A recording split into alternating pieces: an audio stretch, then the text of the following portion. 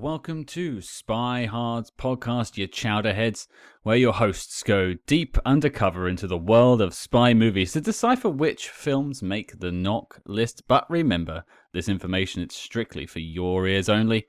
I'm Agent Scott. And this is Cam the Provocateur, pulling up a stool at the Bulldog Cafe. Well, I think before we go and take a big old slice of the film we're going to talk about this week, we do have a special guest to introduce. And we've got quite a story behind this as well, which we're going to get into. But we have Mr. Aaron White joining us from the Feelin Film podcast. Hello, sir. How are you doing? I'm great. Thank you for having me on. It's our pleasure. It's about time we got around to it. I think we've been talking on DMs for at least a year or something like that. It was about finding the right film, you know. We were feeling which film. It's funny. I thought that I had covered The Rocketeer on our podcast, and which I do with my best friend. And I actually messaged him last night in shock, going, "Dude, I was looking for our episode because I wanted to re-listen to it." We never did. It. I guess we talked about it. So this is my first chance actually getting to podcast on the film. It works out great. Ah, see, I actually went. One of the things I did before I approached you with it was I had a little dive into the back catalogue, and I was like, "Oh, you're smart, smarter than me." I don't see it. But it's one of those films I imagine a lot of people who do film podcasts have spoken about. So I imagine you've brought The Rocketeer up before. Probably so. But putting The Rocketeer to one side, which we'll come back to, we'll fly back to in a minute. Let's talk about you and Feelin Film. And now, we got chatting a while ago, but just talk a little bit about Feelin Film first. Yeah, so Feelin Film came into existence about 6 plus, almost 7 years ago now, which is insane to think about. But my best friend and I were having conversations over a voice chat app. We had been going through Battlestar Galactica, and we would watch an episode or two each week, and we would talk about it. And we just thought up this idea. I was like, I listen to a lot of film podcasts. I said, why don't we just record ourselves at some point and see what happens? And we did. We did a first episode ever on, I think it was Batman v Superman. When that came out. We were very high on it. The discourse was not. Oh, wow. And so that was like the perfect thing to kick off we feel this film and we don't care about your technical BS crap.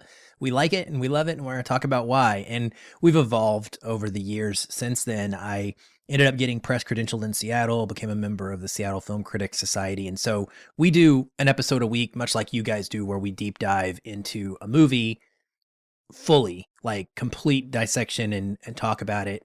And then I also do weekly episodes of new releases that are spoiler free, and I do interviews and all kinds of other tangential stuff. I'm always thinking about new projects. It's impossible. I'm a serial creator, and I have to check myself sometimes, because if I could just do nothing but get paid to podcast all day, I would literally podcast about every topic that I have any interest in whatsoever. Here on that one. Now, I had a question because, obviously Feelin Film, all about the world of film. Do you remember what the movies were that inspired you to, become in love with film in the first place?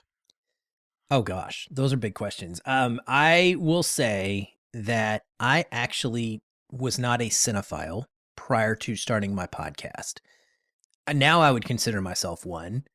I was a movie lover. I've always gone to film, cinema as much as I could. I grew up with a very core set of 90s and 80s movies that my parents turned me on to. So my childhood faves that really have stuck with me the most are things like Top Gun, the original, always been a favorite, The Princess Bride, Jurassic Park. I saw about 15 times in a dollar theater when those existed.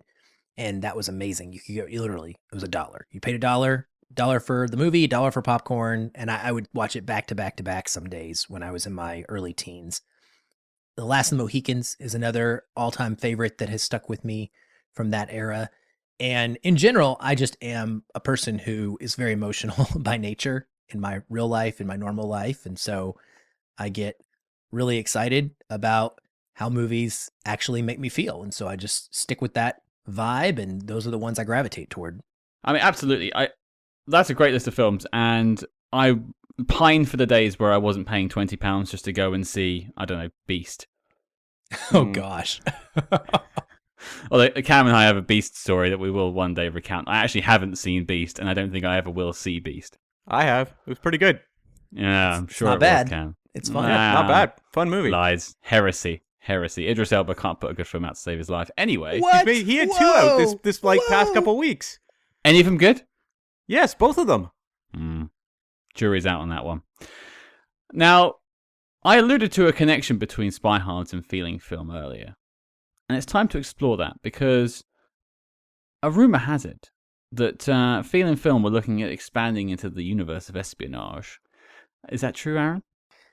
Once upon a time, it was. Yeah. So I mentioned I'm a serial creator. And so some of my more, I guess, preferable interests within film, I tend to start brainstorming these ideas about how I could do an offshoot podcast so that I could talk about just adventure movies like treasure hunting films. And I've created an entire concept around that before.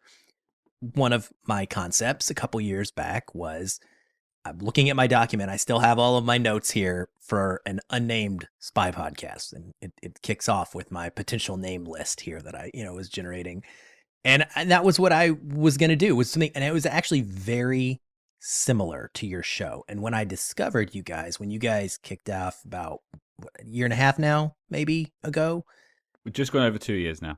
I was like, this is exactly what I was going to do. And they're doing it full time as a main show. So there's just no way that I'm going to copy somebody directly. And it ended up being something that wasn't ever going to work for me anyway, because I spread myself too thin. But I did find it pretty interesting that your ideas around like the knock list were so similar to what I had concepted out for a potential show. So it made me really fall for you guys right away. I mean, firstly, the jury is out. The jury is out if this is actually working for us after 2 years. We did just cover the Dr. Goldfoot films, so yeah. But what was the title? Like, do you have a title for like what the knock list would be? Let's see. So the titles for the show, by the way, I'll tell you those real quick. The 2 that I was kicking around, or 3, was I had Covert Cinema was one of my options. I had Feelin Film Undercover, which I was a big fan of. And then I was trying to find a way to work Operation, in there somewhere, because of obviously spies, espionage, etc. So my idea was some sort, I didn't have a name for it. It was going to be some sort of an ongoing scoring system with a ranked list via a letterboxd. So that's where the tie-in kind of comes in. And I was going to create a list of categories, things like tech, elements of subterfuge, globetrotting, and we were going to essentially give values to each of these different primary ideas that you find in most of these genre movies. And then once we got to the end, we were going to have it ranked via the scoring system. And if we ended up with ties, then the hosts would talk about it, and we would basically, like that website called Ranker, where you hit up or down on the arrow, and we would just move things up or down a spot based on wherever it landed. And so that was very, very similar to what you guys ended up doing. I find this entirely fascinating. I mean, before we started, there was, I think, one sort of spy movie podcast that doesn't put out as much anymore. There's been a couple since, and we're good friends of all of them. So there's all like, we've had, I think, pretty much all of them on the show at this point now, because we're all spy bros out there. But I'm fascinated with the idea that you got so close to it. Now, I have a couple of like breaking it down questions. In your head, this was I suppose like a short series, like a mini series within Feelin Film's podography, whatever the word it would have been that. it was when I was a little bit more interested in trying to make myself into a network, and I was looking at having, it would have had its own podcast feed, and it would have been like, whatever this is, presented by Feelin Film, and maybe I was hoping to do a bi-weekly show and then also create this adventure podcast covering like treasure hunting and exploration films, and do like one each week, but alternate. That was the dream. Well, let's push the envelope and say you got to picking your first film, or you may have already done it. What is your first film? So it was going to be, we were going to launch with 3 episodes, right? An intro episode, because this is what podcasters are supposed to do. You're supposed to always, when you put it out there, you should have a few episodes ready to go. So in order to mix like classic greatness with fun, blockbustery greatness, we were going to launch with North by Northwest and True Lies. Okay, and very early on in our run, for sure. Yep. Yeah. North by Northwest was number 2 for us. Yeah, that's. I was wondering if a James Bond was going to crop up in there. Great minds think alike. I didn't want to start with a series. That was actually part of the discussion. You knew, you have so many. You've got the Mission Impossible series. You got the James Bond series. You got the Bournes, and you're going to eventually go through each and every one of them. But I didn't want to kick off with one of those. Yeah, I wish we'd been a bit smarter in our early days about programming. It's hard, though. You just don't know until you get kind of in. It takes a while when you're starting a podcast to get into a flow and really find what it's going to evolve over time. Feelin Film has changed its format several different times for how we do our main show. You just you roll with what you're feeling literally as you go. Well, speaking of evolving, then let's talk a bit more about you. We found out about the spy connection between Feelin Film and Spy Hards. You're officially a spy bro now. Congratulations. Welcome to the team. But as for you, Aaron, obviously you have a passion for espionage cinema because you wouldn't have thought about doing this show in the first place. So before we talk about this week's film, what are some of your favorite spy movies? Well, all of them. It's hard for me not to enjoy this genre. I say that, and then I think about The Gray Man. And that's just a critical. But I enjoy those things even when I can critically look at them and be like, I wish that was different or better. I'm a big fan of the Bourne series. I love the Mission Impossibles. I would say that some of the Bond movies have grown. I've grown less attached to them over the years. They just have not aged that well for me, as I know you guys have discussed some on your show. Things like North by Northwest, one-offs, obviously True Lies, as I mentioned. I tend to enjoy, one that I really like is, now I can't even think of the name of it, but the Tom Cruise movie with Cameron Diaz. Night and Day. Night and Day. I absolutely love Night and Day way more than most people do. Mr. and Mrs. Smith, some of the fun ones like that. So I really, it's a robust enjoyment of the genre and just anything where someone is being secret about their appearance and trying to achieve a goal and take down some big bad. It's very condensed into that. I'm usually going to like it a lot. In terms of spy credentials, Cam, I don't think we could pick anyone better. No, definitely. Those are all really awesome picks. And we haven't talked about Night and Day yet, but we did cover it over on the Paul Dano podcast. Is Paul Dano okay? And we had a lot of fun talking about it there. Yeah, it's surprisingly 2 years and we've still never spoken about a single Tom Cruise spy film on the main show. I don't know how we've avoided it. I don't know. It doesn't really make sense, but we've said we'll do one of them fairly soon, I think. Yeah, I think we need to tick that off. But I think we should talk about this week's film and glide into that. So let's all kiss our photo of Jennifer Connelly, put it up on the dashboard. Cam, absolutely. What are we talking about this week? Yes, we are talking about 1991's The Rocketeer, directed by Joe Johnston. Welcome to The Rocketeer. Mid.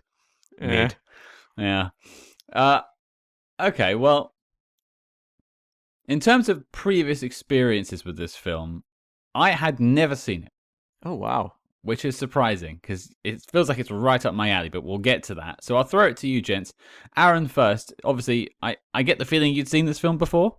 Yes, many times. I revisited it a couple of years ago. This is when I thought we had covered it on our show. When it popped up on Disney Plus, when Disney Plus launched, It was one of the movies that I was like, oh my gosh, my childhood's available again. Let me introduce my teenagers to this. And so I watched it then, and then again for this. Well, take us back to your teenage years. Did you catch this in theaters, or was it like a VHS home release thing you saw it? Definitely don't recall catching it in theaters. My memory is terrible. I'm old. But I do remember being a prolific user of both the local video store and our Blockbuster at the time. My parents, we would rent movies practically every weekend. So my guess is that that's how I saw it, would have been a rental VHS. And was teenage you, apart from going through all the angst of the early 90s, were you a fan of The Rocketeer? I don't remember being a huge fan of it. I liked it. I remembered it. And but it was very fuzzy. I didn't remember the specifics, like the Nazi plotline. I didn't remember at all until it happened. When I rewatched it, I was like, oh yeah, I forgot about that being part of this movie. In fact, I wrote in my Letterboxd review of it when I rewatched it back in 2020 that it took me about half the movie to figure out why Brendan Fraser didn't sound like himself, because in my head, this movie had merged with The Mummy, and I was convinced that this was Brendan Fraser that was starring in this movie. And it was forever before I realized, oh, it's not actually him. It's this guy named Billy Campbell that just happens to look a lot like him, in my opinion.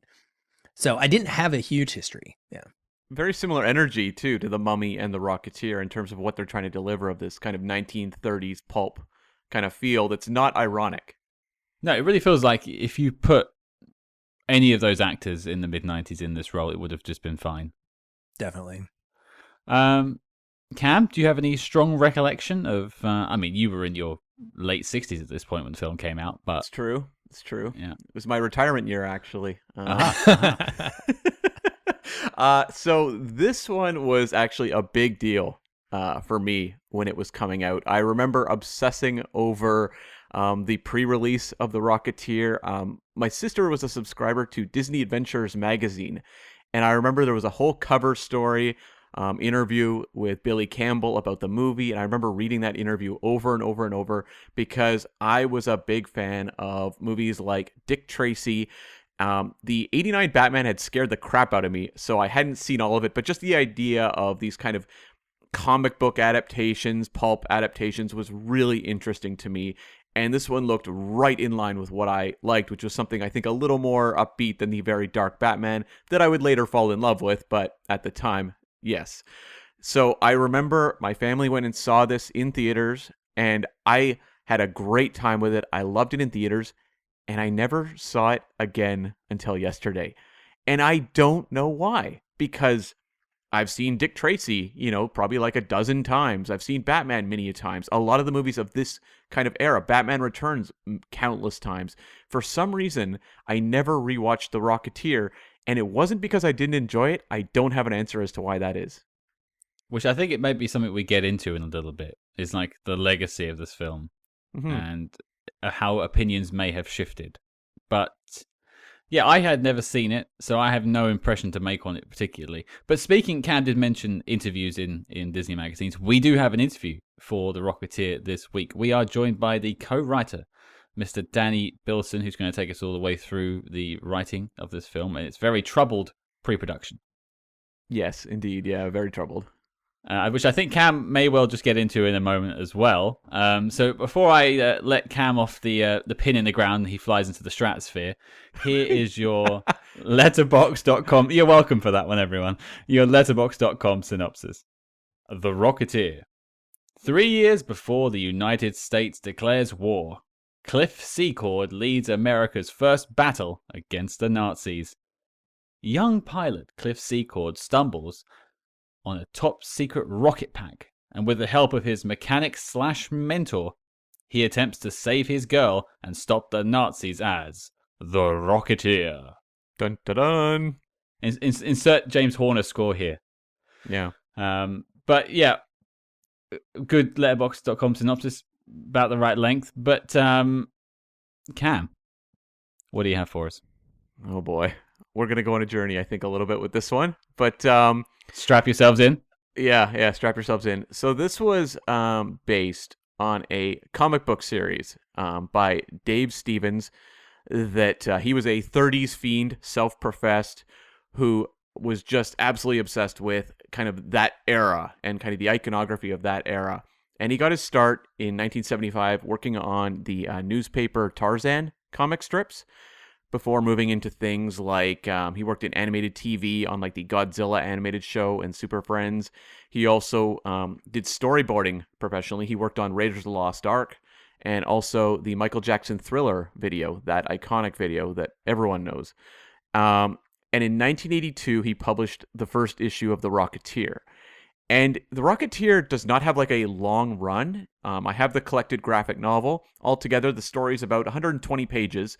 And it took him about 14 years to crank it out. Like, it was a very long-term project being doled out piece by piece. But, like, pretty much right off the bat, there was a lot of interest for The Rocketeer. The rights were snapped up like 1 year later, and it was going to be director Steve Miner, who had directed Friday the 13th, Part 2 and 3, who was going to oversee The Rocketeer. And he really wanted to do it as like a low-budget, black and white film that would really evoke like the serial adventures of that era and really do it kind of true to that form.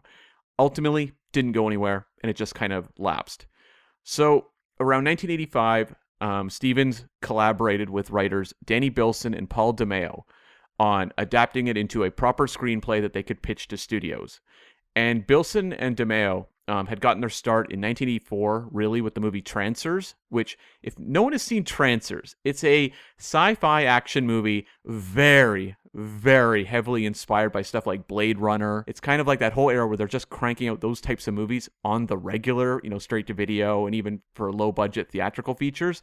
Trancers is very fun. It's about 75 minutes, and you can watch it on, I believe, Tubi TV. I think the whole series is on there, but they only did the first one. And they did a few things like this. Like there was another one called The Eliminators they did that was very similar. I mean, there's several Trancers films. Yeah, they are. They only wrote the first one, but I think there's like 6 of them? Yes, 6. I think they're credited as with characters, so I guess it's just like story by or something like that. Yeah, and actually Helen Hunt is the co-star of the first Trancers. I think she appears in the second one too. Wow. I'm gonna go look this up whilst you're talking about it. I wanted to see what the artwork's like. Yeah, they're really fun. Schlocky sci-fi. Okay. Yeah, totally. But done well. And so the big break for this, writing duo was they were the exec producers and developed for TV the Flash TV show from 1990, which ran into 91. Was it in the same vein as like the Hulk? Hulk's like. I know it's like, obviously Marvel, DC. Don't shout at me, people. I know the difference between the two, but like... No, not in terms of like company, but Hulk is also like kind of like that 15 years beforehand when they make that show. And it has a little more of that wandering town to town kind of helping people, which was a popular format for shows in that era. Like stuff like Kung Fu, also. A lot of shows like that. I think The Flash was a little more almost like... I'm sure it probably feels now like a little bit of a precursor to what they do now in their CW shows. Right. A little more kind of like bubblegum kind of storytelling, quite lively. I know Mark Hamill played the Trickster on that show, so I think it had more of a kind of, if you look at movies like a Dick Tracy or even The Rocketeer, a little more of that kind of vintage comic book feel. Pulpy. Yeah. So they developed this script for a while and eventually attracted a director in William Deere, who was probably best known. He'd gotten his start in 1969 just doing docs and then moving into genre films. But his big kind of movie was 1987's Harry and the Hendersons, which I don't know if that went across the pond, Scott. Did it? No. Okay, fair enough. It's about Bigfoot. Yeah. I feel like if someone said picture Harry and the Hendersons, I think I can picture the Harry chap. Yeah. He's just like a big Sasquatch, right? Mm-hmm. That's the idea. Yes, absolutely. Mm-hmm. But I think that's just through like cultural osmosis. I don't think I've ever seen anything to do with that show. Yeah, like the movie was somewhat of a hit, and then they made a TV show based on it as well. I actually have a Harry statue sitting on my DVD shelf that I found at a thrift mart. How big is it? Oh, not very big. It's like a pretty small statue. Like if you see your typical comic book statues, and you go to like one of those stores, it's about that size. Okay. I didn't know about this Harry side of you, Cam. I'm scared. Thank you. Yes. Yeah. So William Deere was attached to this movie for a while, and he has a story credit on the finished film. He was working with them to develop it, and didn't really pan out with him. They just, after several years, he left. He went on and did If Looks Could Kill, which is a spy movie that came out the same year as The Rocketeer that we'll tackle sometime in the future. And he would also go on and do some Disney stuff like Angels in the Outfield, as well as the Jonathan Taylor Thomas film Wild America. Some people may remember that. But basically, with this project, they pitched it for years. And Disney was their last stop. They were actually very nervous that Disney would want to tone it down, change the entire vibe of the project, because the graphic novel is a little bit edgier than what the ultimate movie is. And I think they were worried they would file it down even more. Mm-hmm. But ultimately, like Disney actually really liked the project. They thought the idea of Rocketeer / Mouseketeer kind of energy. Like they knew of a way to sell it.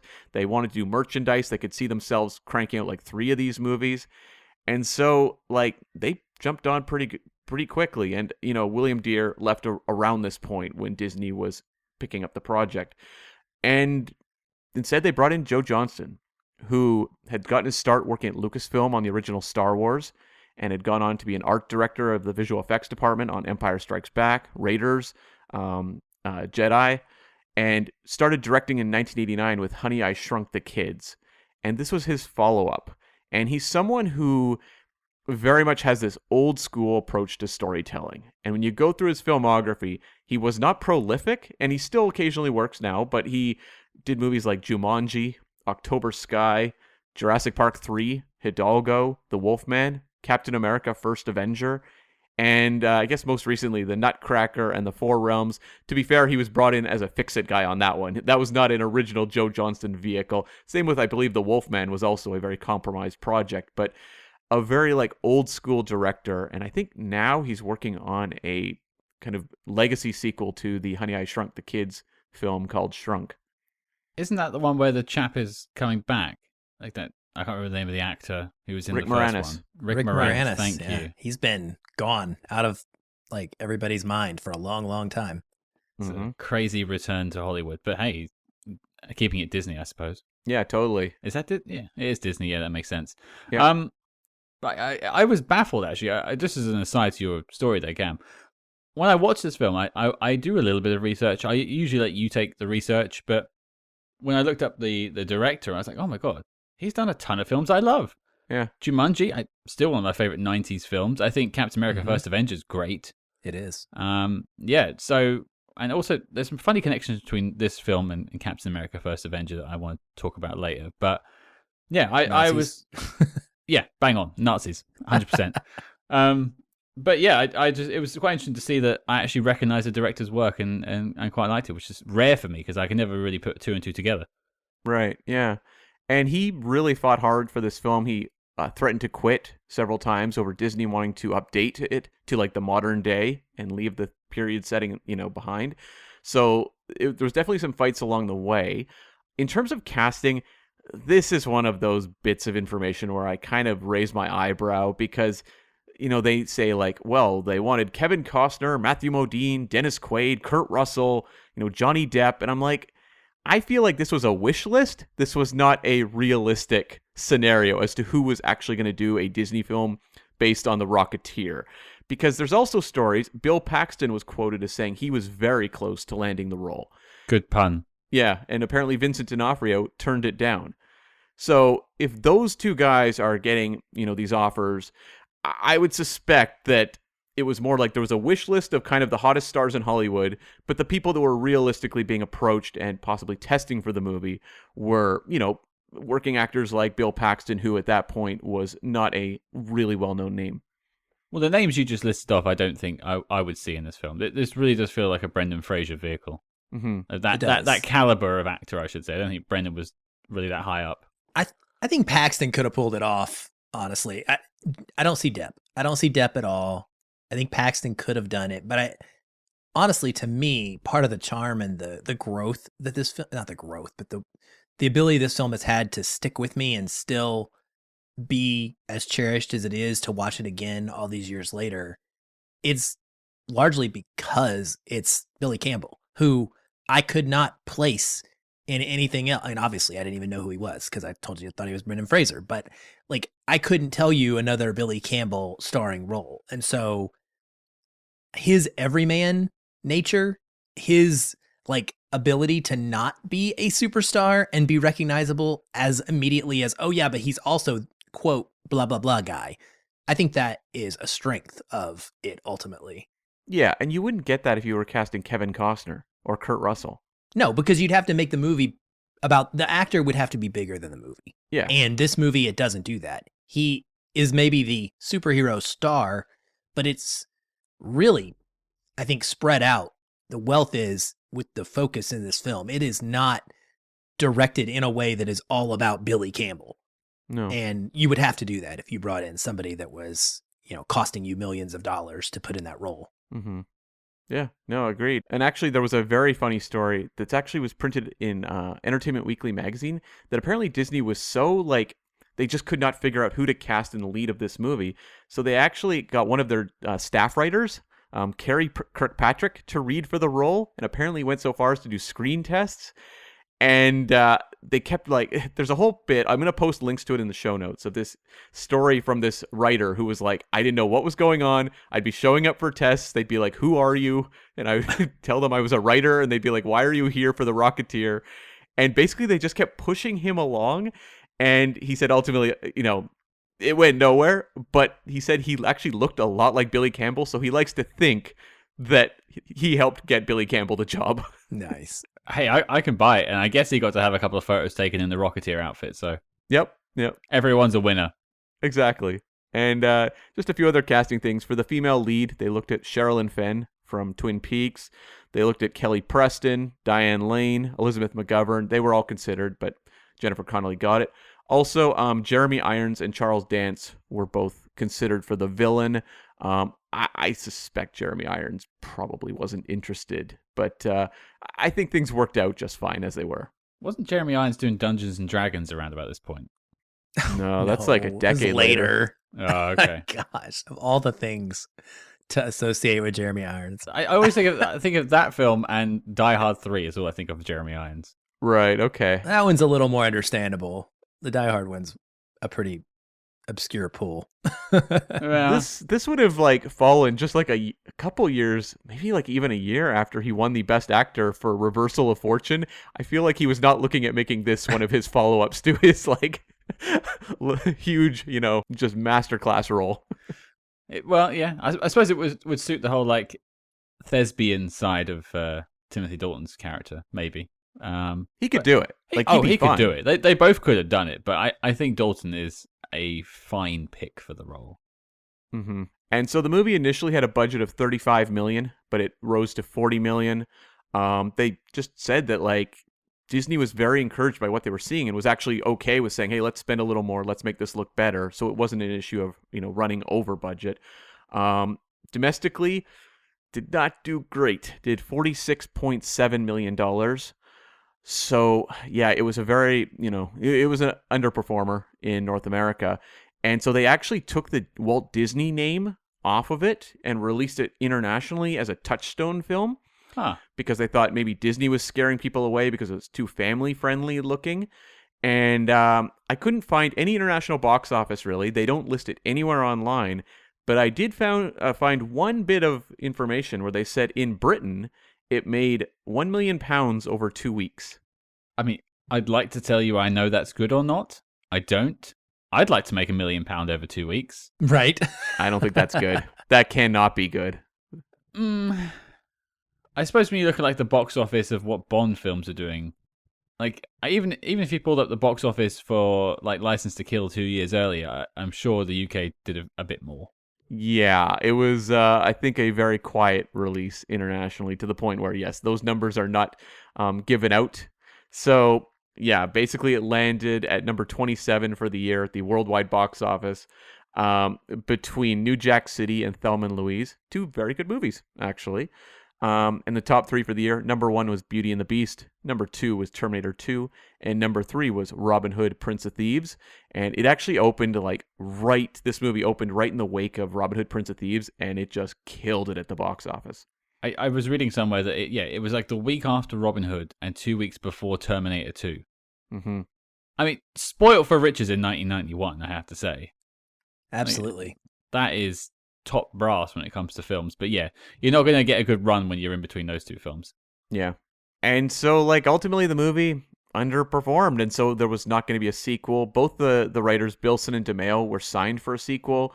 It would have adapted the second story in the Rocketeer arc, which was Cliff going to New York, but they said they really didn't have a story hammered out, at least that I could find online.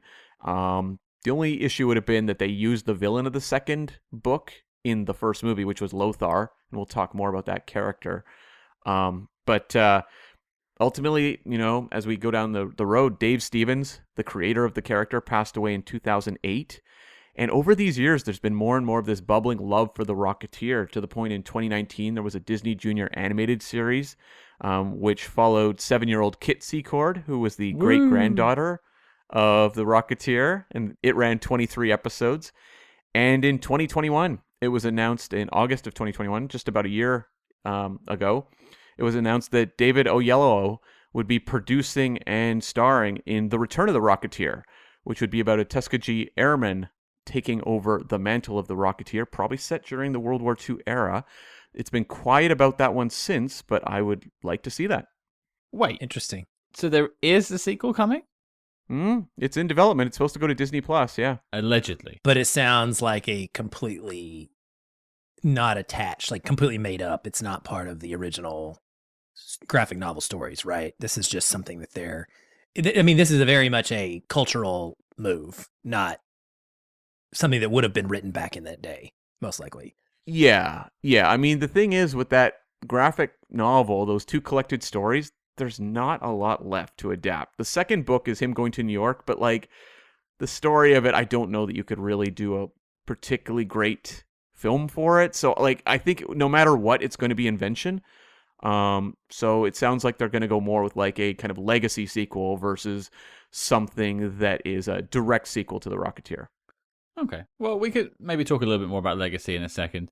Well, there we go, folks. We've received our mission briefing, and I think Alan Arkin is giving us the thumbs up from the side of the runway. It's time to talk about The Rocketeer. Aaron, you are our guest. You've never spoken about it on Feelin Film, much to your surprise, which I quite like, that you were surprised by it. Tell us, what do you think of The Rocketeer in the year 2022? I love it. I love it. And it has grown on me between revisiting 2 years ago and revisiting it just a few days ago. I think it is an outstanding movie. Overall, I just yearn for this era of adventurous storytelling that is wholesome, that is charming. There's just a simplicity to the entire plot of this movie that doesn't get too complicated. It's like, oh, we just discovered you're a Nazi. And then he's just a Nazi. There's not 15 other twists that are baked into that. I think the performances stand up incredibly well. Obviously, Jennifer Connelly has, I think, become even more of a heartthrob for us since this film. And so looking back on this as an early one for her just elevates it in that regard.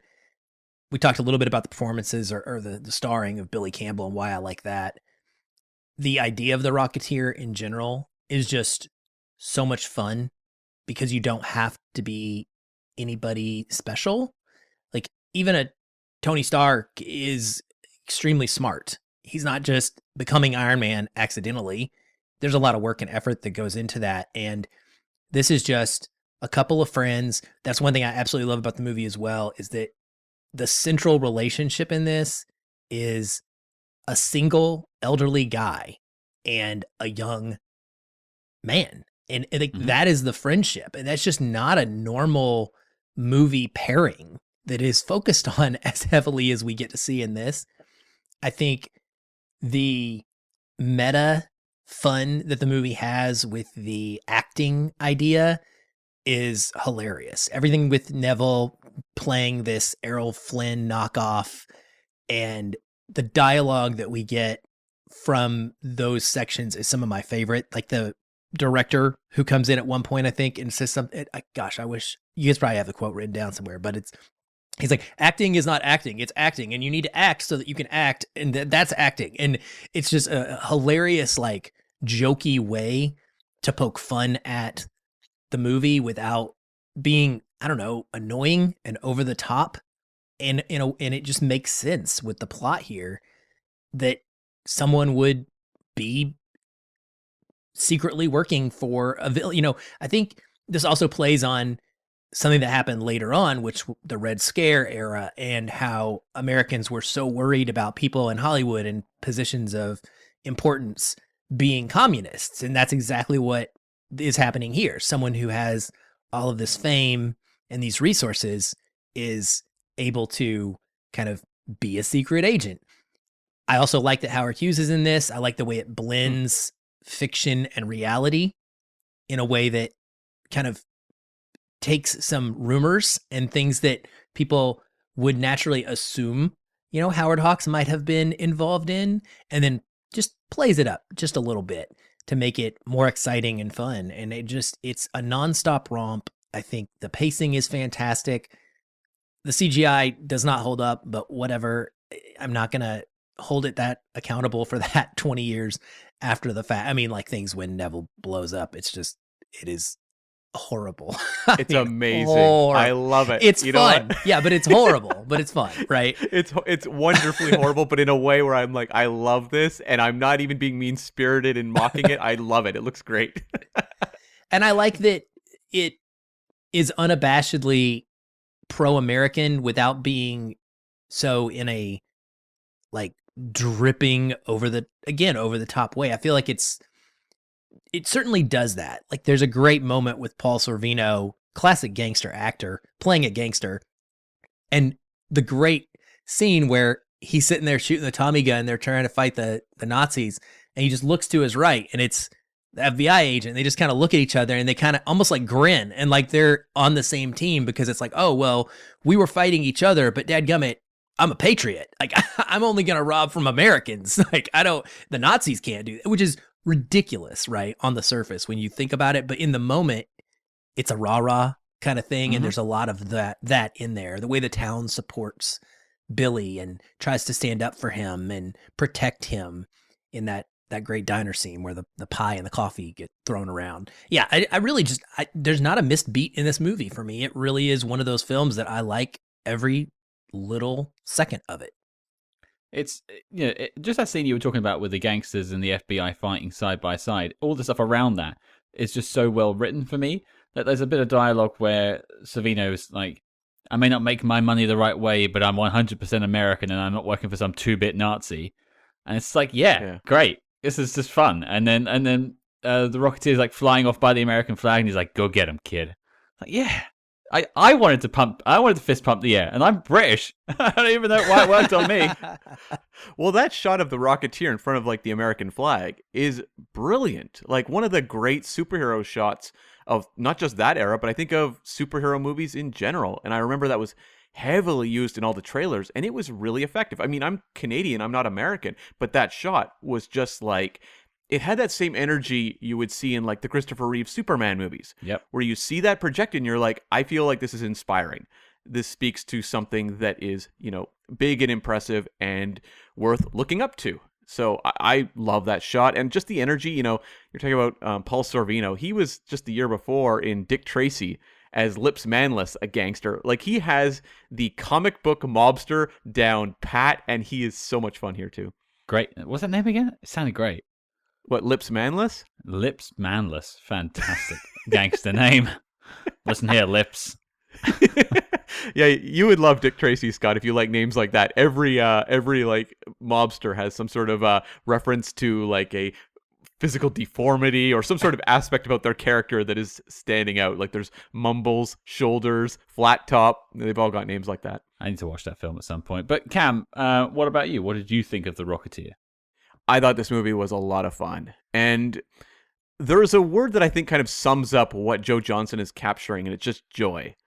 And it's something we don't really strive for too often when we make these types of movies now. I like a lot of the Marvel movies, but they typically will rely more on kind of this knowing, almost ironic sense of humor. It's like constantly kind of pointing out the jokes. They aren't really willing to just unabashedly be inspiring and cheerful. And I like that that's what this movie is. And I think Joe Johnston, I don't think he got a ton of credit for this movie, especially at the time. It was like, yeah, he made kind of a silly Raiders knockoff, which I think at the time was a very common thing to label it as. Roger Ebert, compares it to Raiders somewhat unfavorably in his review. But what he's doing is very difficult. You can see how this movie could be so corny or just like make you just kind of uncomfortable with how kind of good-natured and, folksy it is. But the fact that it all works on an inspiring level and is characters that you can actually have fun with, I think really speaks to, honestly, why he was hired for Captain America First Avenger, where he kind of had to do the same thing with Captain America, who's an inspiring character that doesn't have an ironic edge. I think, like, his input on this movie is just vital to its success. It's very different than the stories. Like, I would say the stories are much darker. Cliff Secord is a little more of a he's a very much a 1930s guy, and he has a real edge to him. And that's something that I think they found a very good way at navigating in terms of making it more of a character that kids can really love, but keeping enough of the recognizability of that character that it still feels like a true adaptation as opposed to just an entirely new character in that place. So I thought, like, as a lead he worked, and just some of the, like, big set pieces. I remember loving them as a kid. Everything with the Zeppelin was just unbelievable to see on the big screen, and some of the effects, as we've said, haven't necessarily held up, or maybe the action seems a little undercranked now compared to what we're used to. But or even, you know what, even compared to something like Raiders of the Lost Ark in those days, like, you know, you look at the Spielberg action, how it's aged versus maybe how the Rocketeer action has aged. But, like, nonetheless, I think this movie just has a real spirit of fun that is just infectious. I think fun is a very important word with this film. I'm not going to, like, you know, lambast people for not going to see this in 1991, because I don't know what people were thinking or looking for in films at that point. Different time. But I feel like this is the film we needed to be watching now compared to necessarily what they needed to be watching in 1991, because everything feels so dreary and dark nowadays. This is... Well, I said it, my top line is, where have you been all my life? About this film. I love the Christopher Reeve Superman films, the first two. I have a little bit of, like, jokey love for the third one. The fourth one can take its quest and go elsewhere. No time for that film. But this film just feels like it's tapping right into that vein. I'm not a patriotic person, but I like a bit of nostalgia. And this film was tapping directly into that. And I feel like maybe in 1991 they didn't need that, which is fair. But, I mean, just for me, I want to talk about Billy Campbell for me personally, maybe a little bit later on, because I'm not too sure I'm on board. But apart from that, I think in terms of a script, this is some of the best writing I think I've come across in, like, a superhero film. Like, we've only done Condor Man on this show. This is leaps and bounds better than Condor Man. The heck is Condor Man? Oh boy. Oh no. Oh, check it out. You won't be disappointed. It's a Disney spy superhero film. It's the Okay. only spy superhero you're ever going to find. Yeah, because I guess the Rocketeer isn't a spy. So No, it's just the villain.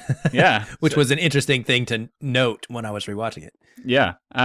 Check out Condor Man. But Okay. yeah, the script is top notch, and I'm going to sort of segue into my first like, actually, as part of my top line.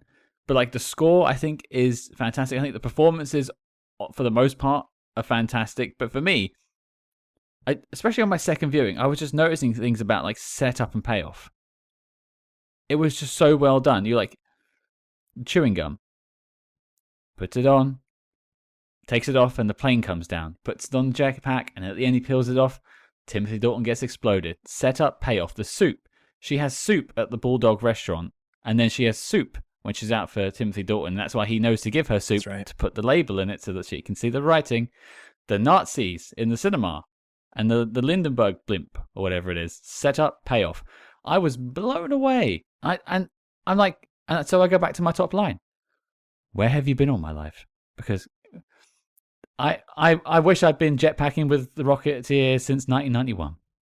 But to Cam's point, like, it's not done in the way that most films would do it today, which is draw arrows on the screen to be like, make sure you notice this soup for later, wink, wink, wink, and then, oh, hey, it's the soup again. Like, it's so subtle. Like, you don't even see the gum until, I mean, that's a 45-minute apart moment, right? It's just one little pop, put the gum on there, goes about his business, and then it hits you, and you get to have that moment of surprise, like, oh yeah, that's what he just did. He took off, instead of expecting it to happen, you get to have a little bit of a shock and a fun surprise.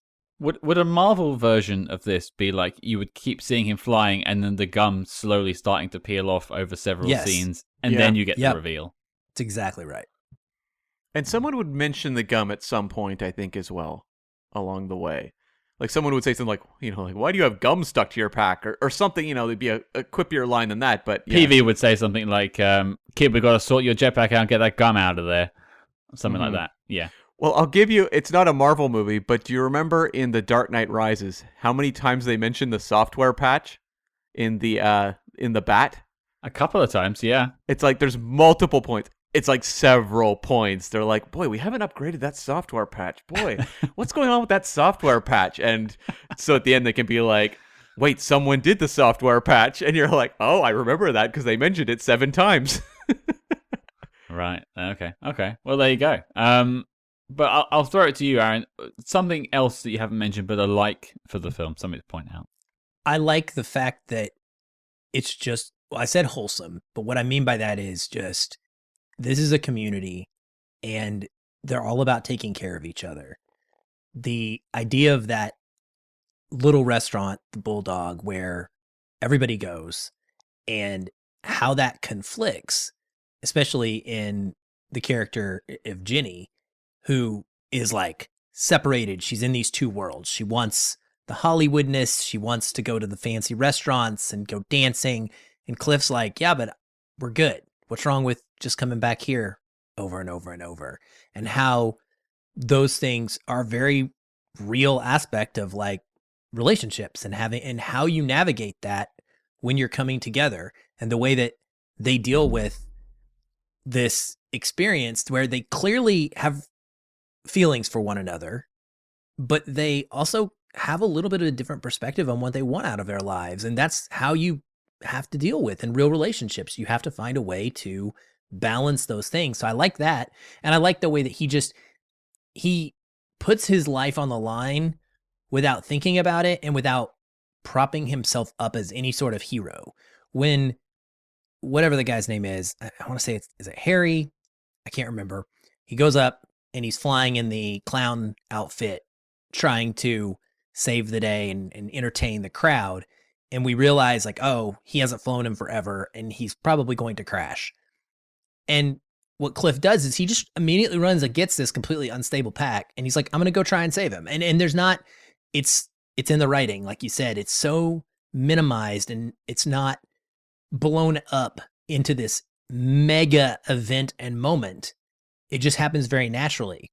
PV says, we haven't tested it. So he gives you the one line of dialogue you need to know to tell you this is a risk. But then it's just, all right, kid, like, go. I understand. And everybody just realizes like there's a goodness to his character, that he's putting his life on the line, not just for Ginny and love, which so many movies and stories do. They make it about a relationship type of saving thing, but he just would do it for anybody, as we've already seen. And I really appreciate that aspect of his character.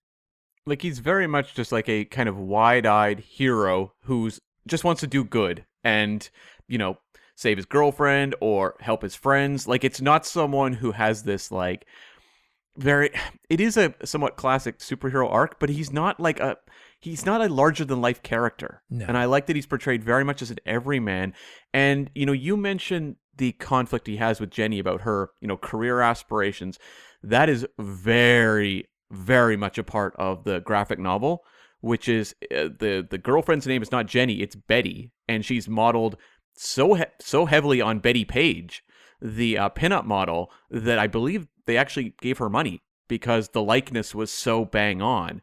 And I believe that also Dave Stevens became friends with Betty Page in the later years of her life over, using her in his work.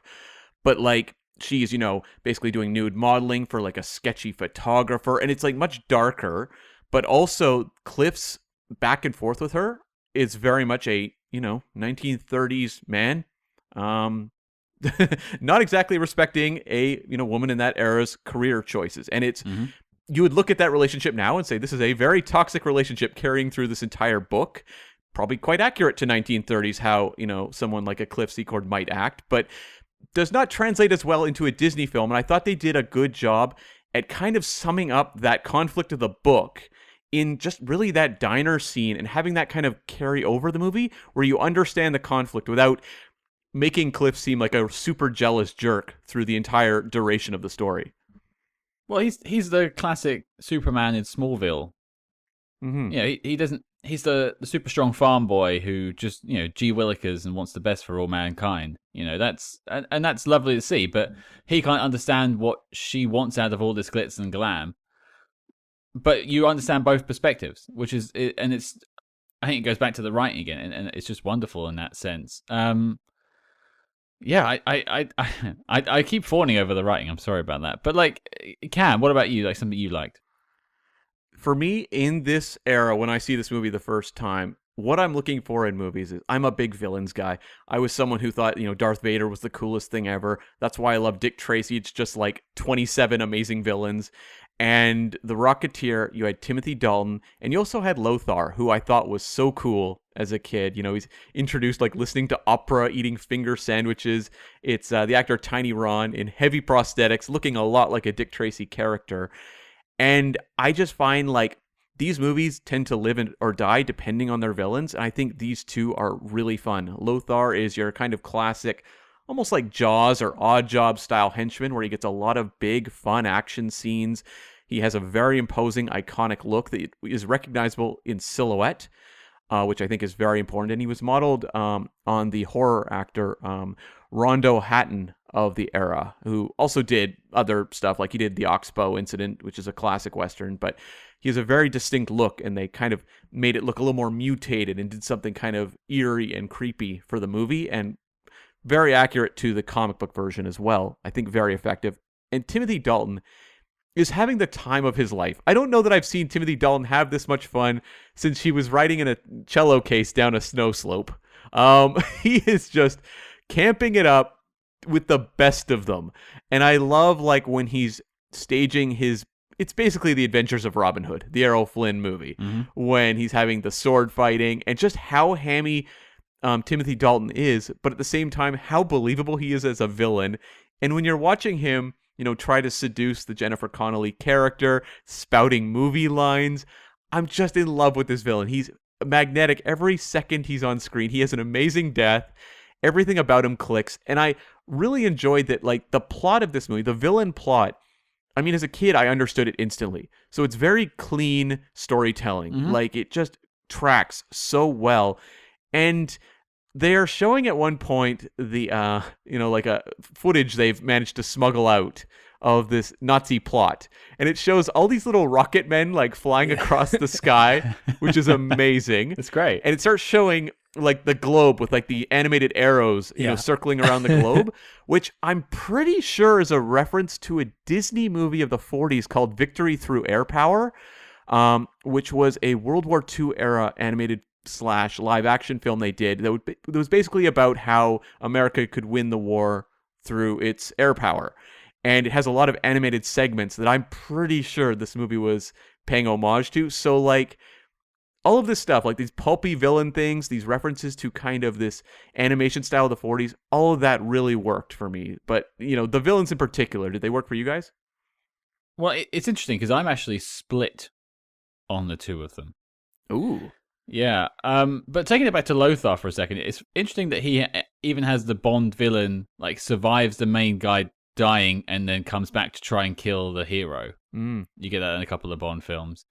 But yeah, Lothar didn't work for me. Okay. And here's why.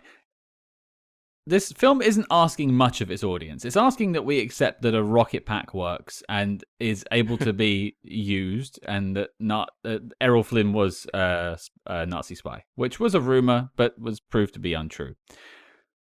You put Lothar in there, he looks otherworldly. And every time I saw him and his prosthetics, it's interesting, it stands out, but like every time I saw him, I'm like, I don't want to say it pulls me out of the film. It's a superhero movie. I understand this, folks, but a little thing in my brain goes, this doesn't look right.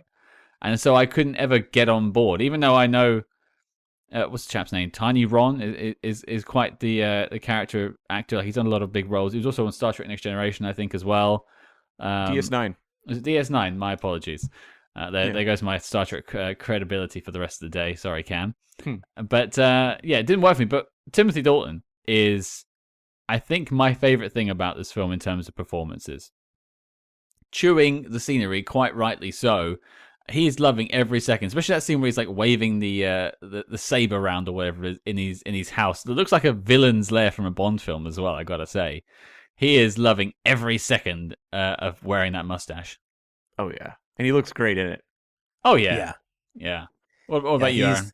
He's awesome. I think he's great. One of my favorite scenes in the whole movie is the one that you pointed out where he and Jenny he's trying to seduce her after he's kidnapped her, and he just keeps using movie lines and she's calling him out on them. And she goes through that whole sequence and invites him into the bathroom and then hits him over the head. And I just love the stinger line of, I finally had my scene with Neville Sinclair. And you realize like, oh, well, she's been acting as well. And so, hey, maybe she is an actress that deserves a chance.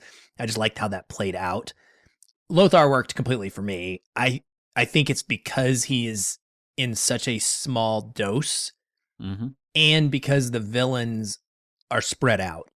You don't have directly Neville going after the Rocketeer because he's using Lothar, and then you have the sort of side villain of the gangsters and the Valentines who are trying to get it back because they were hired to do so. And so you have these competing groups.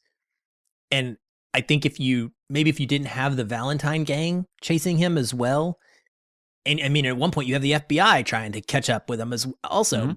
If you didn't have those things and it was strictly Neville using Lothar to go after him repeatedly throughout the movie, that would wear me down. But since you only see him in small doses, I really like him. And part of that is probably because, he is meant to be just this imposing figure. He's not meant to have a bunch of dialogue and to talk his way out of scenes. He's meant to just look scary, leave a tremendous amount of damage in his wake. I like how they shoot that first scene where he kills the guy who's in the hospital and we don't see it happen. You just know he snuck in, and then they walk in, they're like, oh my gosh. I think they mentioned a couple different times that characters look like they've been turned into a pretzel, essentially. And that tells you, it's like, oh, we don't have to see him do that act. We just know he's a giant man. This is the aftermath. We should be scared of him. So I personally thought it was a great combination of villains, the two of them. One is the brains, one is the bronze. And I can kind of explain, that you're saying Lothar didn't look like he fit into this world the way the other characters do. I think that's an issue because they pulled this character out of the second book. And in the adaptation of this movie, it's largely the first book. It's very different. It manages to be pretty accurate to that story while at the same time taking many different angles on it and changing up a lot of information. There's no central villain of book one.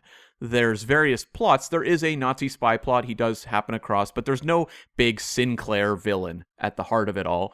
And Lothar is a character in the second one who we find out that Cliff used to work for basically a traveling carnival. And there was the freak show aspect of the carnival. And Lothar was a member of that. And Cliff has this long history of showing up late for things. And he was an assistant to an escape artist, like a Harry Houdini style escape artist. And he would do a trick where Cliff would be submerged in water and, he would be freed at the very end. Cliff runs late, and this little person who works at the carnival takes the place of where Cliff would be and goes into the water.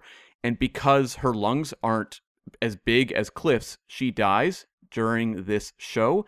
And she was someone who Lothar was very close to. So he's seeking revenge on all the people who were associated with her death. So it makes sense in terms of the background of him being someone who would be in this traveling carnival, why he looks like he does. But in this movie, you're right. You don't have that framework. So you're really just working from the James Bond kind of Jaws model of this person looks outlandish, but they exist within this society. I think that's fair enough. That is a much darker part of this story that does not exist in this film. Yeah, no kidding. I can see why they... I get why they excised that. That got real dark.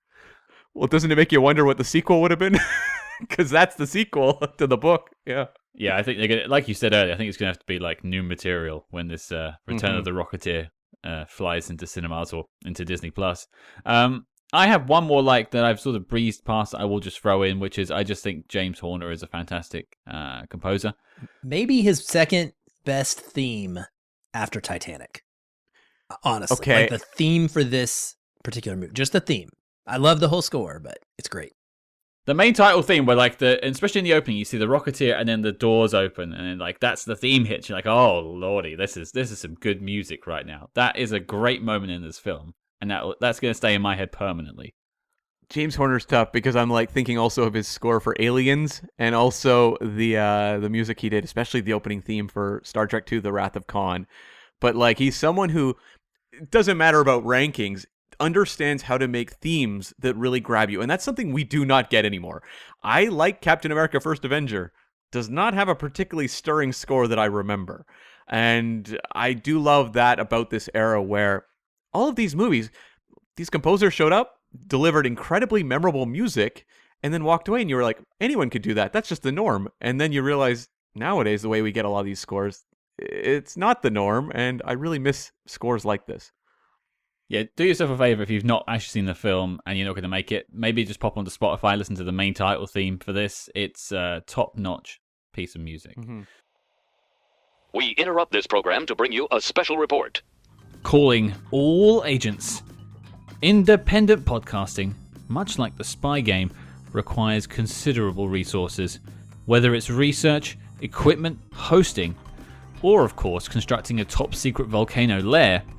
We're putting out the call for your support. That's right. As you may know, we've activated the Spy Hearts Patreon, home of our ever-growing lineup of Agents in the Field episodes where we decode non-spy films from your favorite spy actors and full film commentaries with more intel than a Basil exposition briefing. Cam, what have we got in our crosshairs this month? Scott, bring me the boar worms, because we are going to continue the Dalton celebration by looking at 1980s Flash Gordon. Flash!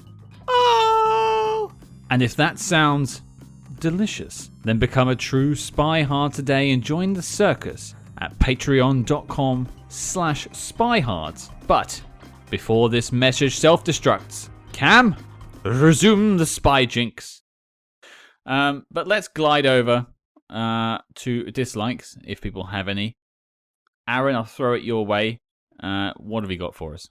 I don't have any strong ones, honestly. I think that, the CGI, as I mentioned, I hate to call it a dislike, but it's a thing that stands out Sure. as aged and silly. I would... Just like Cam. Oh my. Wow. Yes. Wow. Way to go, Scott. Thank you. Enjoy it That now. was good. But even when he's like flying across the screen and you're just watching the Rocketeer, it's so difficult after having Iron Man, frankly, because you see what it looks like for another person in a similar looking suit with kind of jetpack capability to fly, and just looks so much cooler and so much more normal.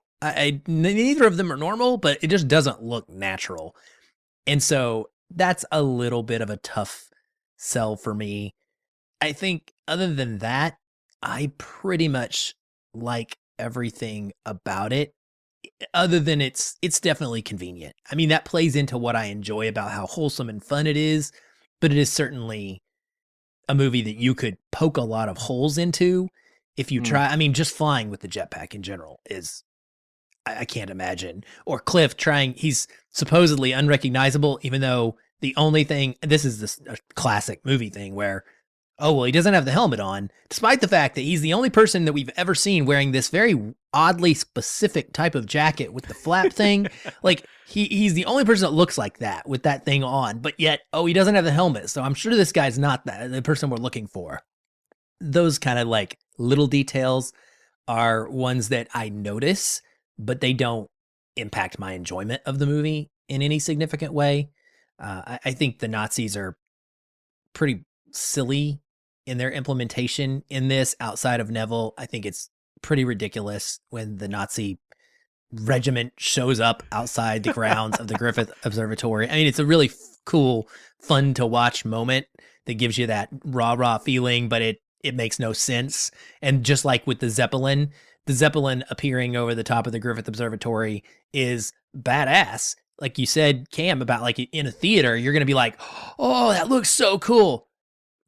This thing is enormous. No one saw the gigantic Zeppelin hanging out over Los Angeles and had a question about it. Like there's so many of those little niggling things that I could point out, but other than those, I really like it. Zeppelins have a shaky history in spy movies because just a couple stealth tech. 6 years before you have View to a Kill, where Zeppelins are sneaking up on people and they don't hear them behind them. So Yes. yes. I was going to point out the Zeppelin in my sort of final notes because that bit made me laugh because it appears over the observatory, but there's no sound, and then it pops up and it's like, rah! Did they not hear it like directly behind the building? The Griffith Observatory has this great obscuring of sound effect, apparently. I'm going to have to go there and see it and hear it, or not hear it, as the case may be for myself. Speaking of like funny things with the suit, we mentioned the test footage and the Nazi sort of cartoon. Before that, there's some cool stuff of the Nazis testing it out and it failing. And this is a classic Spy Hard thing of connecting to a really obscure spy film. But it gave me flashbacks to Operation Crossbow. Oh, yeah. That's a good one. With the test footage from that. And the other thing I want to mention is, like, I know we get to see, like, Robert Downey Jr. as Iron Man now floating around. And that's another kind of, like, man finds tech and it takes him to the sky kind of film. Very similar. Like, there's moments in this I'm pretty sure that they were looking at when they were making Iron Man. Like, shots. Especially that first flight. Yeah. But, like, one thing I think I almost prefer about this is the sort of nobility to Billy Campbell's Cliff Secord character. RDJ's got that whole, like, anti-hero thing going on, and that was very cool in the noughties and the tens a little bit, but it's starting to grate on me a bit these days. So going back and just, like, hearing him being, like, witty about everything and, like, talking down to the whole thing, I think now would grate on me more than seeing this sort of wholesome, Secord version of it all. Yeah, and I mean, this one's, in a way, fighting against the wave, because you've got Batman in 89, right? And then you're going to have a lot of things like Darkman, and going forward, we're going to push these superheroes towards more of a darker angle. This one is really looking back at, like, the Christopher Reeve Superman movies, which maybe was why it wasn't as popular as some of those others. Like, it just felt, even at the time, like a bit of a throwback versus something that was of the year 1991. I think that's entirely possible. Cam, a dislike from you? I think for me, the one thing that jumps out, and this is a delightful movie. I mean, in terms of like visual designs, I think like the suit is incredible. Like, it's pretty much bang on what the comic book version is, but what a great design. But in terms of the visuals of the movie, I did miss a little more of that strong visual stamp you had at that time, where you look at the Tim Burton Batmans, you look at Darkman, you look at Dick Tracy. These are incredibly visually dynamic movies that really try to bring the comic book sort of artistry to the screen, whereas this one is shot a little more cleanly. It feels, in terms of its visual style, like a Disney movie of this era. I like the way it's directed in terms of, like, its action and its storytelling. I think it's, like, totally decent visually, but it doesn't have that sort of ambitious approach to the visuals that I really love in a lot of the other movies of this era. I remember either you said it earlier or I read it, but they were trying to change the design of the outfit. I just think that would have been the silliest choice, because it's amazing how I knew about the Rocketeer's suit before I ever saw the film. It goes beyond the film itself. It's an iconic outfit. I think I've seen it in person at a museum at some point, or a version of it. But yes, changing that is silly, but I know what you mean about sort of the world maybe not being there. It does sort of feel like the back end of California the whole time. Yeah, and the cinematographer was Hiro Narita, who did Star Trek VI this same year. But, like, he's someone who has done visually really eye-popping stuff. I would have liked a little more of that. So, I like the design of the movie, but in terms of, like, the cinematography and just really feeling like you're jumping into a comic book, it didn't quite have that as much as even something like the Donner Superman's movies do. I think that's fair. I think my main dislike that I have left to talk about, that we haven't really spoken about performances too much, apart from perhaps Timothy Dalton. I mean, like, Alan Arkin is great, I think, as PV. A lot of time for that sort of father-son relationship that they have. I think Aaron mentioned that earlier, actually. Jennifer Connelly is great as Jenny. I mean, I would like to have seen more Jenny. Mm-hmm. Maybe like seen what happened to her after the film, and that's one question I'm going to take to the writer when we record it actually later on today. It's like, was there a version when she had a better ending than just like, oh shucks, Billy got his plane And his girl. yeah, and that's it. Like, but I want to talk about Billy Campbell. Yes. I think it's one of the things that holds the film back for me. I totally get the visual appeal, the everyman look of him. I think almost that feels like an underhanded insult there. Like, you look like everyone. Cool. But I don't know if he's got the charisma to be a leading man, at least from the one film I've seen him in, which is this, and the one episode of Star Trek Next Generation I've seen him in. He's more of a TV guy because he was like the lead on the show Once and Again, I think it was called, for like 5 years or something. He's one of these guys that works consistently in television, but has never been like a, marquee name. Okay. Yeah, I don't know. He's perfectly fine in this film, but there's like a scene really early on that jumped out to me on my first viewing where like he lands in a swamp after his first time flying it, and he's sat there on the floor, and Alan Arkin's PV walks up and he goes, I like it. I think, what delivery was that? What was that? I don't know. I giggled at it, and I went back and watched the scene again just to see if it was like a quirk, but he never really spoke that way for the rest of the film. I like it. Like, okay. But yeah, for me, it was a little bit of a charisma vacuum. He really did give it his all, and I think he is the heart of the film in many ways, but he really did play the everyman. It also speaks to the way they made these movies back then, where your hero tended to be a little... blank is a kind of a harsh word, but like they tended to be a little more low wattage, and the villains were played up big. And you see that in a lot of the movies of that era. You can even look at something like The Phantom, which came a few years later, where it's like Billy Zane is, I don't know, kind of bland, but you have Treat Williams like camping it up big time as the villain with Catherine Zeta-Jones. So this feels kind of true to that era, but like I know what you mean. I guess for me, why it works is just like the earnestness of the character really sells when it could easily be cheesy. So yeah, I think that a lot of that is actually more to do with the script and the director than the performance, personally speaking.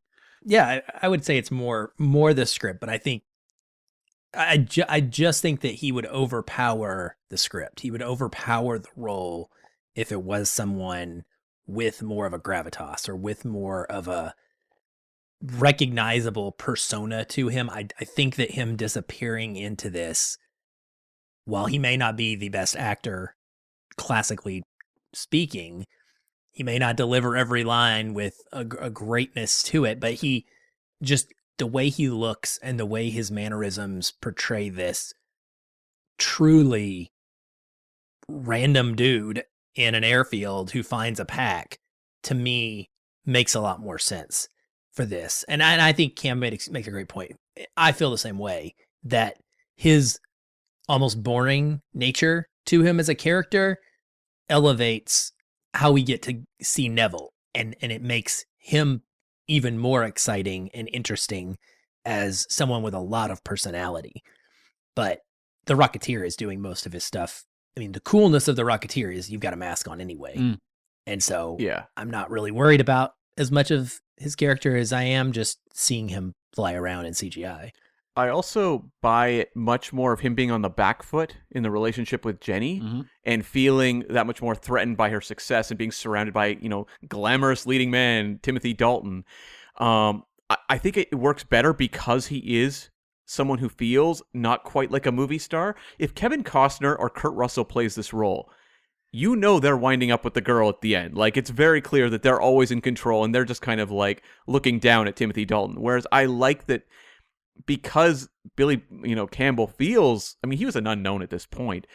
He's surrounded by like people that were more well-known. Jennifer Connelly had done Labyrinth and various other things. Timothy Dalton was James Bond. So like, I like that he feels overshadowed by the characters, and I actually think it works for especially that relationship dynamic. I'm not going to fight it. That was my take on it. It's just, I think maybe that might have fed slightly into reviews. The two I read, it did sort of talk about Billy Campbell. at the time. Well, it's something they don't do anymore, to be fair. Mhm. Like, you wouldn't cast a lead like this and really kind of like underplay them the way they would back then. But, conversely, I've spoken about on the show, like, the Simon Pegg effect for me. If I can't see Simon Pegg as anything other than Simon Pegg in every single thing Simon Pegg is in. I said Simon Pegg a few times in 1 minute. I should take a time out. But I'm glad it wasn't a Simon Pegg, because I now see Billy Campbell and I think of the Rocketeer. What a great legacy to have. Yeah, if you're going to have one movie to be what people remember you for, because that really is probably it. Or if you're going to get mistaken for Brendan Fraser. I mean, that's not so bad either. He wore a helmet for half the film, so who can tell? Maybe Brendan Fraser was his stunt double. Who could tell? He wasn't, folks. He wasn't. Now, before we go to the knock list, I'll just throw it out for any final notes. I actually used most of mine early on because of speaking about it being made into or having a sequel. I actually thought it might be primed for a remake instead of a sequel. I think, with modern CG technology, I don't know who you'd cast, but I feel like it also could have just been that. They could have just remade it. I think it would have done really well.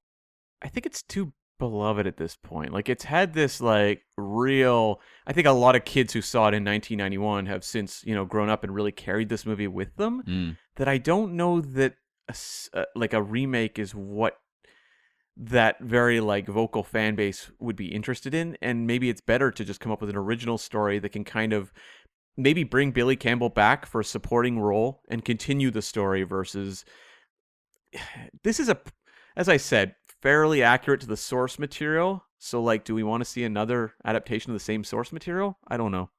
I absolutely think a remake would be a terrible idea. I don't think that the tone and the plot of this movie is modern. I think it works because it's a classic, and we, at the time, were able to get behind stories like that and what we expect from our comic book films these days. I'm actually a little surprised that Disney is even attempting a somewhat of a sequel, because they're competing with themselves and their own comic book brand at this point, their own superhero style. And I'm really curious how much of that is going to bleed into a new version. And so I would much rather them take the risk of a follow-up than trying to revisit it. And I just cannot see any world in which that blimp and those Nazis showing up in the way that they do would play today. And people would be like, oh, but, and Tom Holland's the Rocketeer. It just, oh, God. No, thank you. Oh, God. No. I just had a vision of that. I also don't see Disney nowadays having like a Tommy gun fight between Nazis and, the FBI or mobsters at the end of the movie. Yeah. Like, that's not really, they've toned things down a little bit since 1991. What a great scene that was, though. That shootout between all the, and like the, So much fun. Like, they were just unleashing just barrels of fake ammo on that. It was great stuff. Aaron, Cam, any final notes from you?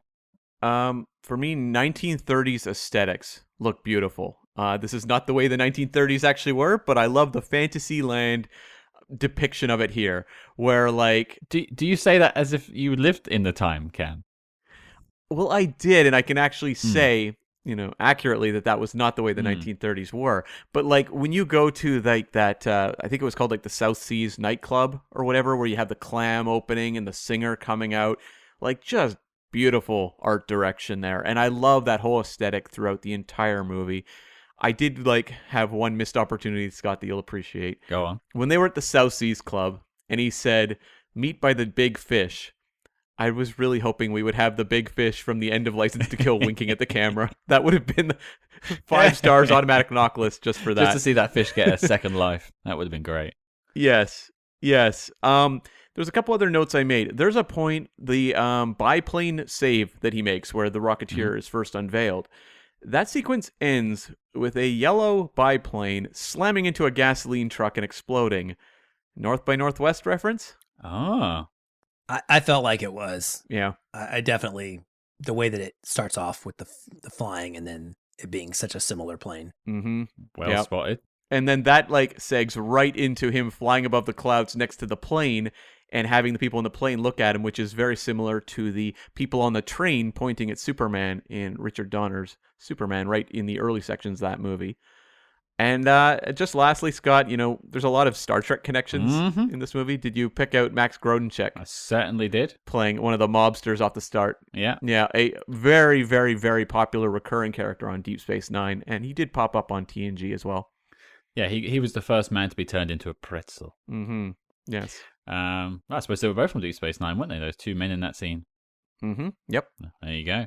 I will also say, people, eagle-eyed viewers of the film will notice the singer at that restaurant with the clamshell inn is Jan from The Office. Oh, that's right. Oh my God. I saw in the Wow. credits Clark Gable was in the movie, but I did not spot who that was. And someone was playing Clark Gable. Yeah.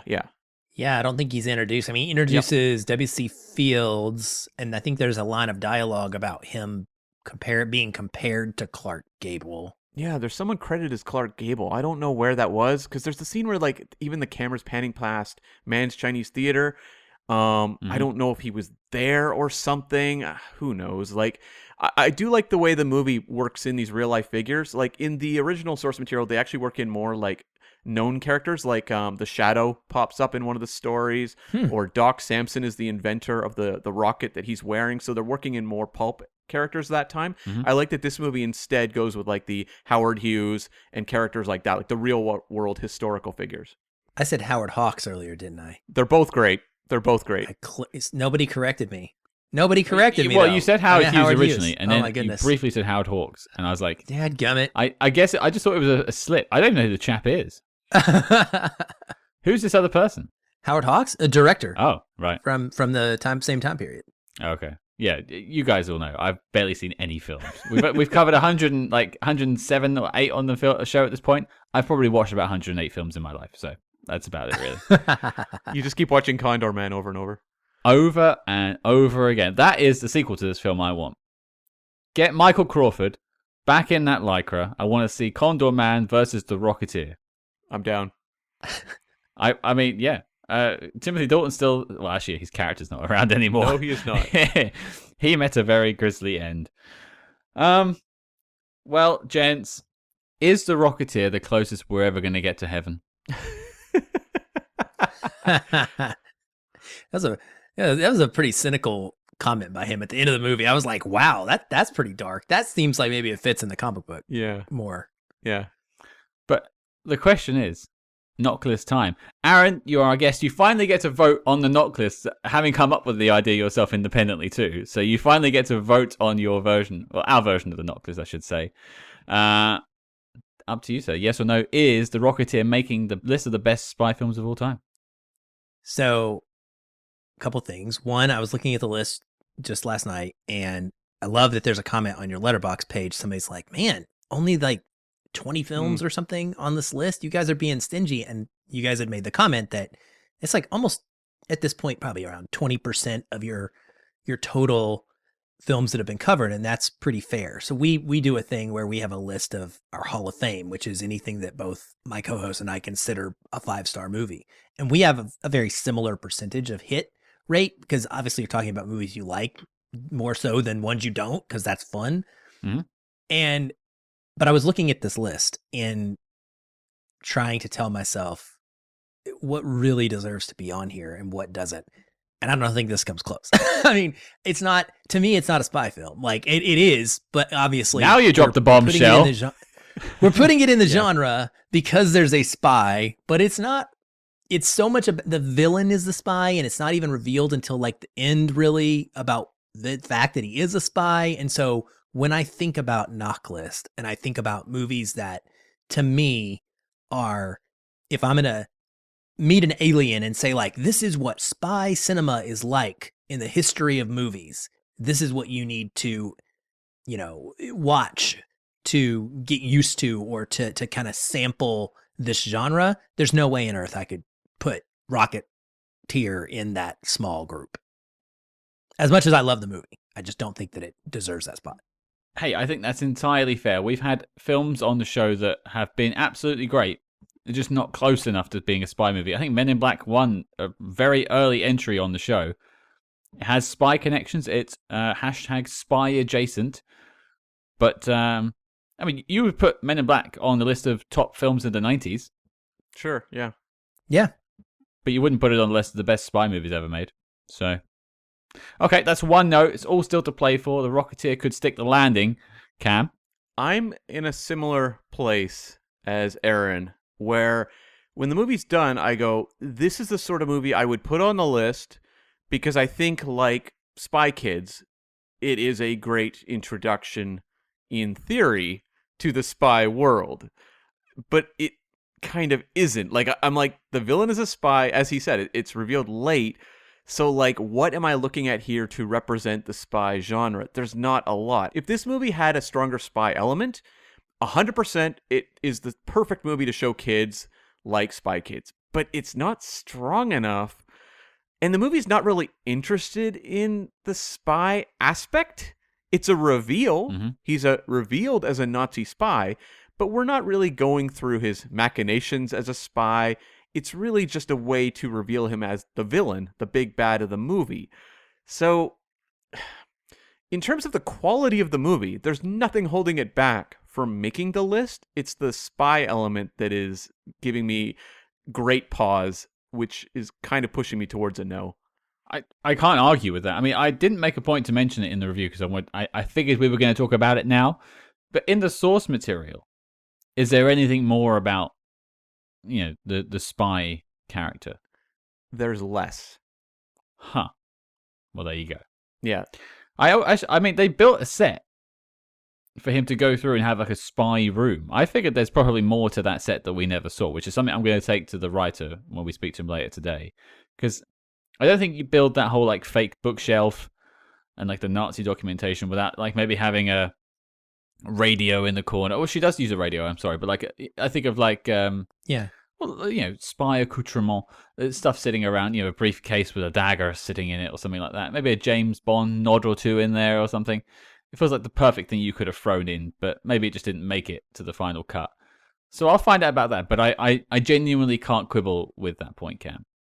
So it's 2 no's. So I can do what I want, which is fun. I don't think I could vote this on and say that Men in Black wasn't making the list. If we were giving this a pass, Men in Black gets a pass, and then they're both on the list. And I think people would then start to go, well, why is Men in Black on the list of the best spy movies of all time? And everything would start to unravel. So, it's a no from me too, but that is no indictment on the film's quality because I absolutely loved it. Right. We all absolutely loved it. I think we can all raise our hands on an audio podcast and say that we absolutely loved this film. If it's on 4K, I'm going to try and find a copy because I saw it on Disney Plus early today and that was gorgeous. I would like to have a bit of physical media. I love this film. I can't wait to show it to other people, and I hope to the Disney gods that the sequel happens and it's good. Yeah. I think there's a lot of promise to that concept, and if they are going to move it more towards the 40s, there's a lot you can do with 40s iconography as well. Well, you just think of Captain America, the First Avenger. You look at all that war stuff there. It was great. Some of the best bits of the film is when he's actually like dealing with the war. Yeah. Maybe not the CG mess at the end, but anyway. 3 no's. The Rocketeer, I'm afraid, is not making the knock list. It is spewing out gasoline or what was it, alcohol? And it has now set itself on fire, and Timothy Dalton is screaming. It has not made the knock list. And as such, the dossier on the film is complete and filed as classified. Aaron, you finally have your spy credentials. And we thank you very much for taking the time to join us today on the show. We hope it was worth the wait. It was outstanding. I had a blast, and I really appreciate getting a chance to come on. But Aaron, before we let you go, I'd be remiss to firstly ask, what have you got coming up? What's this is coming out in a few weeks at the time of recording. What have you got coming up in your schedule?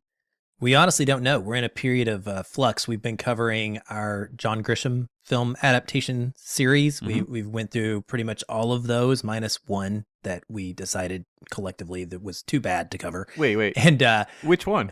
The Gingerbread Man. It was a TV movie, and it was based on a manuscript that he didn't actually end up writing into a book. So we felt good about putting that to the side. That's fair. But we've had fun going through those, and then we wrapped up that series with A Few Good Men, which was obviously the only way to end any series on legal thrillers with the best. So we're in a period of looking forward to what we're going to cover. Probably start hitting on some of the better films of this year to kind of gear up and tie into the awards season that is happening. We also just covered Real Genius. That came out on 4K recently, and so we wanted to revisit it, and it was a blast. My co-host has a side podcast now covering TV shows, and so we brought on his co-host for that show to talk about Real Genius with us. But yeah, just getting ready for award season. I'm always busy in the fall because of my critic side, Right. and it takes up a lot of my attention. Well, we are always around on Twitter blasting each other's stuff out. So I'm sure you'll find us talking about Feelin Film somewhere. But if they're not following you already, Aaron, where can people find you on social media?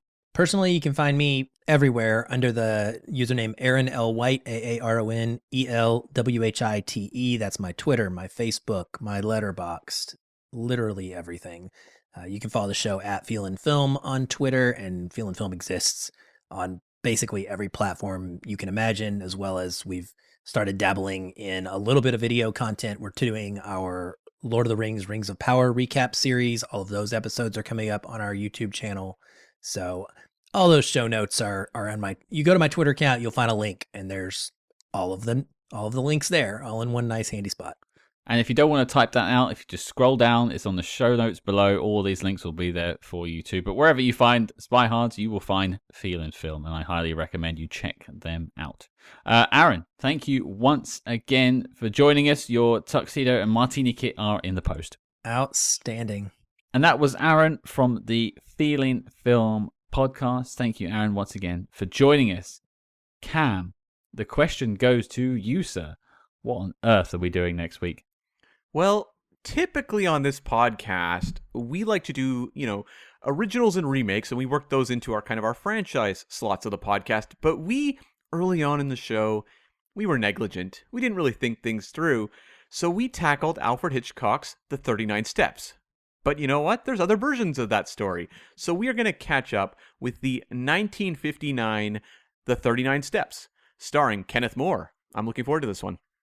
Yeah, I haven't watched any other 39 Steps since my original 39 Steps. Mr. Memory left quite the impression on the budding agent Scott. But yeah, as I mentioned earlier in the episode, actually, we didn't really think as much about planning our films early on. We didn't think about long-term what we would do. So yeah, we're going to cover all of the 39 Steps at one point, but I don't think we're going to do it in the sort of way we've done it with all the other series. We probably won't tackle another 39 Steps for a couple of years after this. So I'm glad we get to talk about it again. I think it's a really fun story. I'm looking forward to seeing what another director does with it. Yeah, and this movie is a little tricky to find depending on where you live, but it is on YouTube. I will warn you, though, the last maybe 20 minutes, the audio gets a little out of sync. So if you are also looking for a version that is, front to back flawless, archive.org. Check the Spy Hard social media. We will have links there for you. But again, archive.org, and just search 39 Steps 1959. I think if we ask Super Nice, Cam might even put a link in the show notes below next week to the archive.org link. Definitely. Well, there you go, folks. Your mission, should you choose to accept it, is to watch the 39 Steps from 1959. That's a lot of numbers. And join us next week. If you liked what you heard on this episode, please consider leaving us a 5-star review wherever you get your podcasts. And do not forget to follow us discreetly on social media at SpyHards. That's SPYHARDS on Facebook, Twitter, and Instagram. But until next week, Cam. Oh, my prince, would that you drink of my lips as deeply.